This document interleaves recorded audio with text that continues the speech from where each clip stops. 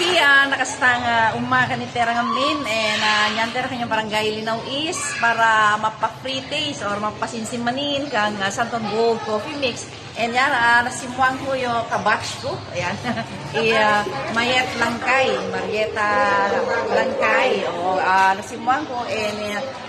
Nahutan na yung sikreto. Sangaw i-share ko pa kanigina yung sikreto.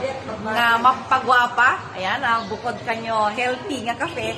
Mapagwapa pa ba kasi niyang collagen na glutatione. Okay, ipasinsin ta nagina na yung makahina kanyo Santon Gold Coffee Mix. Ayan, payan tayo yung kapin, payan tayo sa kalapato kami. Ihurog mo. Ihurog mo, tapayan ta kang lapato kami. Sige. Oo, Excited. With Cap Elmer, ayan, meron naman din siyang coffee mix. Bigyan mo anak mo. Oo, sige Cap. Bigyan mo si Cap ng kanyang pyro cup. Okay, sige, kiruhan mo sa inilang na yung lasa na. Bigyan mo natin si Cap.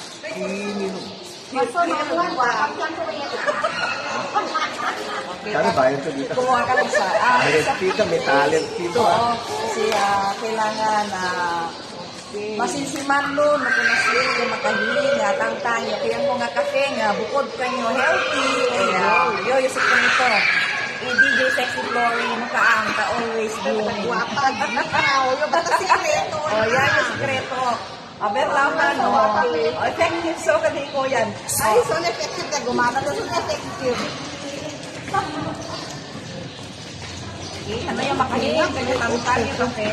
Sila si kape, balatang yung Santon Gold. Okay, kumparakan ni dati nga kape, hanap pa yung makahiling kanyo Santon Gold.